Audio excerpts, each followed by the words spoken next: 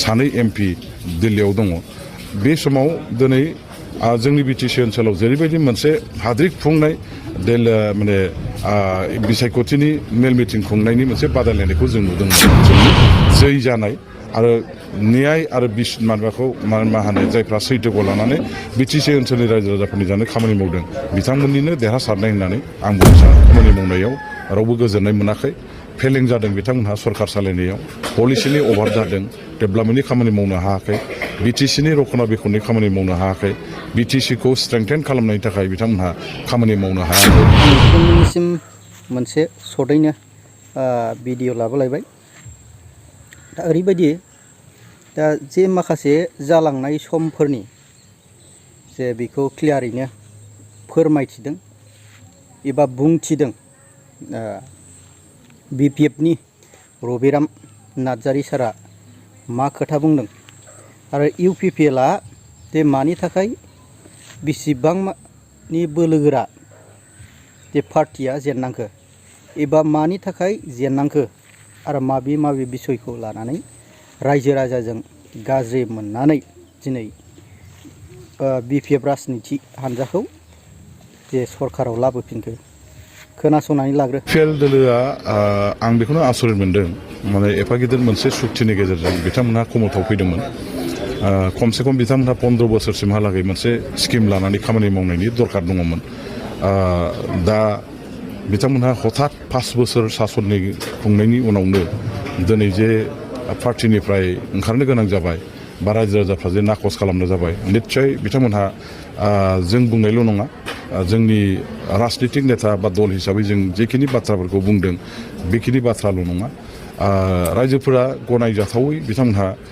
खामानि मावदों जानो हागौ आरो रायजोफ्रा बिथांमोननि खामानि मावनायाव रावबो गोजोननाय मोनाखै फेलें जादों बिथांमोनहा सरकार सालायनायाव पलिसिनि अभार जादों डेभेलपमेन्टनि खामानि मावनो हायाखै बिटिसिनि रखना बेखननि खामानि मावनो हायाखै बिटिसिखौ स्ट्रेंथेन खालामनायनि थाखाय बिथांमोनहा खामानि मावनो हायाखै एकर्डखौ लानानै बर' रायजो राजाफ्रा गोजोननाय गैया बिटिसि बासि रायजो राजाफ्रा गोजोननाय गैया बेफोर गासैबो बाथ्राया नैबे बिसायख'थियाव बेरखांदों आरो बेजों मोनसे खोथाया बे जे बिटिसिनि क्षमता बिटिसिनि मर्यादा बिटिसिनि 6 सिडुलनि जेखिनि स्टेटास बे गासैबो दिनैहाय लोरबां थोरबां जादों बेनि थाखानाय गासैबो गोहोफ्रा खहा जादों बेखौ रायजोफ्रा कुनुदिनबो सहायनो हायाखै आरो गोबां मोनसे सेक्रिफाइसनि गेजेरजों गोबाव सम आन्दलन खालामनायनि गेजेरजों मोनखानाय बिटिसिनि क्षमताखौ दिनैहाय सोरबा स्टेट गभर्नमेन्टआ गावसोरनि गोसोबायदि बेवहाय बाहायहरनाय बिटिसिनि क्षमताखौ नेवसिनानै डाइरेक्ट बिटिसि ओनसोलाव स्टेट गभर्नमेन्टनि गोसोबायदि खामानि मावनाय बेखौ रायजोफ्रा नुनानै सहायनो हायाखै आरो बेखौ होबथानो हायैया बिथांमोननि फेलें सरकार हिसाबै बिथांमोनहा फेलें जादों आरो लोगोसे बिथांमोनहा बाराद्राय थिउरिटिकेल खोथाखौ बुंदों बिथांमोनहा खुनु पलिटिकेल होमवर्क खालामाखै आरो ग्राउन्डआव बिसोरो प्रेक्टिकेल मोनसे दलनि एक्टिभिटिसखौ बा बे रोखोम माने प्रेक्टिकेल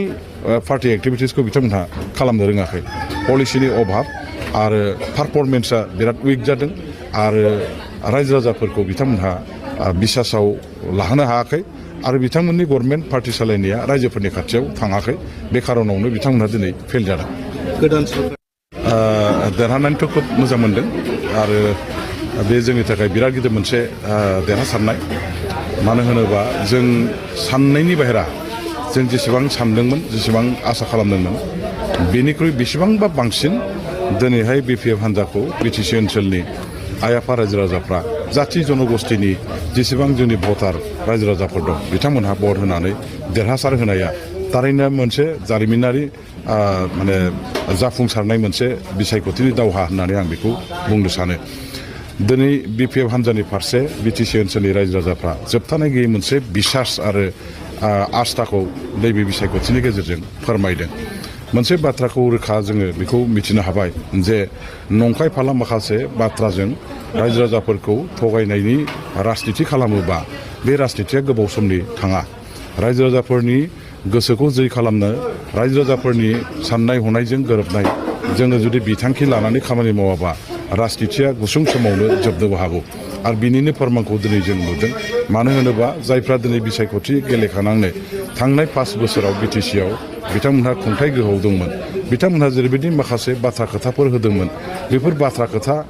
रायजो राजाफोरनि सिगाङाव होनायफोरखौ मोनसेबो जाफुंसार जाहोनो हायैयाव मोनसेखौ फालिनो हायैयाव रायजो राजाफ्रा बिथांमोननि पक्षे खुद्रिनाय फैदों, बिथांमोनखौ मोनसे गाज्रि मोननाया फैदों। बे खारनावनो दिनैनि बे बिसायख'थियाव रायजो राजाफ्रा BPFनि फारसे बयबो लैहोर लैहोर ओंखारबोनानै भट होदों आरो BPF हान्जानि फारसे दिनैहाय जे भट होदों बेयो मोनसे आसामावनो जोङो बुंनो थाङोबा काउन्सिल इलेक्सननि बेलायावहाय काउन्सिल एलेकाफ्राव जाफेरै मोनसे जाथाय। मानोना आसामाव मोनसे दिनैहाय UPPL BJP आरो AJPनि मोनसे शक्तिशाली गभर्नमेन्ट दङ आरो बेजों लोगोसे दिल्लीयावबो मोनसे एलायन्सनि बिथांमोनहा 2 MP दिल्लीयाव दङ। बे समाव दिनै जोंनि BTC ओनसोलाव जेरैबायदि मोनसे हाद्रि खुंनाय माने बिसायख'थिनि मेल मिटिं खुंनायनि मोनसे बादायलायनायखौ जों नुदोंमोन जे आसामनि गिबि मन्थ्रिनिफ्राय जागायनानै जेसेबां मन्थ्रि मल्लाफोर दं, जेसेबां MLAफोर दं, दिसपुरनिफ्राय सारा फैजोबनानै दल आरो लिडारफ्रा गासिबो BTC ओनसोलाव केम्पेइनाव नामायदोंमोन। सानथ्रहायै थाखा फैसा गारदोंमोन। फारसेथिं BPFआ गोहोआव गैया आरो BPFनि आखायाव थाखा फैसाबो गैया। अब्लाबो दिनैहाय जोङो रायजो राजाफोरनि मददजों, रायजो राजाफोरनि गोहोजों जुजिनानै जेरैबायदि देरहासार जानो हाबाय, बेवहाय मोनसे फोरमान जादों जे रायजो राजाफ्रा थाखा फैसा जेसेबांखि पावार सक्ति थाया मानो दिनैहाय BTC ओनसोलाव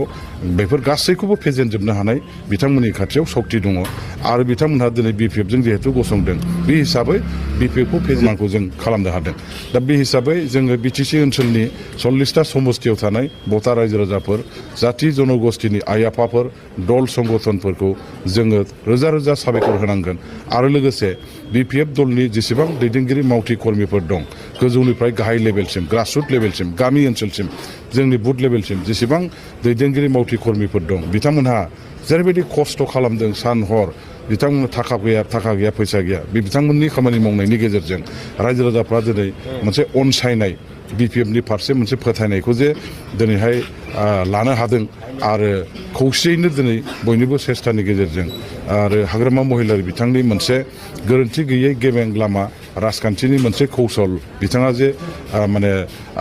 तैयार खालामनानै बिसायख'थियाव जुजिनो ओंखारदोंमोन, बेवहाय दिनै जोंनि गासैबो खौसे गोहोजों जोंनि सिगाङाव थानाय बेसेबांबा गोहोगोरा हान्जाफोरखौ जों फेजेनजोबनो हादों आरो बेवहाय BPF दलनि मोनसे बिराद गिदिर देरहासारनाय, मोनसे जाफुंसारनाय होननानै आं बेखौ रायजो राजाफोरनि BTC ओनसोलनि जै जानाय आरो न्याय आरो माबाखौ मा होनो जायफ्रा सैथोखौ लानानै BTC ओनसोलनि रायजो राजाफोरनि जानो खामानि मावदों बिथांमोननिनो देरहासारनाय होननानै आं बुंनो सानो। माइनि जेननायनि खार'ना जे UPPLनि जेननायनि खार'ना जेरैबायदि रायजो राजानो जे खोथा मथे प्रतिश्रुति होदोंमोन, घरे घरे साख्रि, बेबो गैया, जाफुङाखिसै। आरो जे XNDFनि जे माखि जे एक्सक्रेसिया आरो माखासे जे अनसुंथाइफोर होनाय NDFBखौ केसनिफ्राय उइद्र' खालामै, बेयाव मोनसे ना। आरो माखासेया जे लाइमोनफोरनो माखासे बेखार जेंनाखौ सुस्राङै, बेयाव मोनसे थाबाय। दा बेखार जेंना जुदि होनोब्ला जोंनि BTCआव गोबां बांबाय। रोंगौथिया बोसोरसेयावनो मोनसे स्कुलाव कलेज ग्रेजुवेट जुदि जायोबा, पस्ट ग्रेजुवेट बिथिफोर जायोबा 150 जन मोनसे कलेजावनो बेबायदि थायो। दा बेफोरबायदि बेखार जेंनाखौ सुस्रांनो मानो थाखाय सानाखै? आरो माखासे जे BTRनि जे एकर्ड बै क्लजफोराव माखासे जे नांगौ स्कुल प्रभिन्सियेलाइज खालामनाय, बेफोरखौ जाफुंहोनो हायासै। जे मास्टार साख्रि जे बेयाव दिसननाय, बेखौ दिसननो हायासै। दा गोबां दङ, बुंजोबनो हाया। अब्ला बे BTR सुक्तिनि माखासे एकर्डफोरखौ माखासेखौ इमप्लिमेन्ट खालामजोबनो हायासै। जे माखासे जे सरकार थाबावनांगौमोन अब्ला खालामनो हायोमोन। दा 5 बोसोर जाबाय, 5 बोसोराव माखासे बुस्थुफोरखौ मानो सुस्राङाखै? रायजो राजाजों हथात बेबायदि रागा गाज्रि मोनजानानै एफाबां मानि गाज्रि परिबेसाव जेननाया असम्भब। दा प्रमद बर' सारा साननांगौ गोबां लगिया जाबाय। दा बेयाव सानदो 5 बोसोरा नोंसोर थाथ'नांखासिगोन। दा 5 बोसोरनि बै समाव फैफिनाबाथ' बहुद सारासास्ति गाज्रि रोखोम जानानै थासिगोन। आङो बेखौ बुंनो साना सोरखौबा बखिनानै सोरखौबा डेभेलप एबा गोजौआव लाबोनो, बेखौ साना। खिन्थु बेनो प्रमद बर' सारनियाव माखासे जे बुंनाय खोथाजों गोदै गोदै बुंनाय खोथाजों रावजों एक्सनजों मावनाय दिन्थिनायजों बियो एडजास्ट जायाखै। बेखायनो प्रमद बर' सारा बेखौ BTC आव जुदि जोंनि डेभेलप खालामनांगौ आरो बर' जे STनि 6 सिडिउल बेफोरखौ जे लाखिनायाव माखासेया बबेयावबा रायजो राजाजों गेदेर गोरोन्थि जाबाय। बेखायनो जे सरकाराव लाबोफिनजायैया बेनि थाखायनो गोरोन्थियाव गोग्लैबाय होननानै आं सानो आरोखि। दा जिखुनु हक जाया मानो रायजोफोर नोंथांमोनाव फोरमायहरबानो जाबाय जे दा BPPA सरकाराव फैबाय। BPPA सरकाराव फैनाय लोगो लोगो मा एजेन्डा लादों बेखौ मावलांदो आरो मा लाइमोनफोरनि बेखार जेंनाफोरनि थाखाय माखासे जे थुलाग होनायनि खोथा बेखौ थाबैनो मावलांथोंसै। अब्ला जोंनि जे BTCनि जे माखासे बेखार जेंना आरो BTCनि माखासे जनसाधारन जे साख्रि मोनैफोर बेखौ पस्ट ग्रेड खालामनायनि मोनसे मोजां परिबेसाव लायोबा खिन्थु अब्ला सरकारा थाबाय थागोन होननानै आं सानो आरोखि। जिखुनु जाया मानो रायजोफोर नोंथांमोना कमेन्टनि गेजेरजों फोरमायहरबानो जाबाय आरो जायफ्रा चेनेल गोदान चेनेलखौ साबस्क्राइब खालामनानै लाबाय।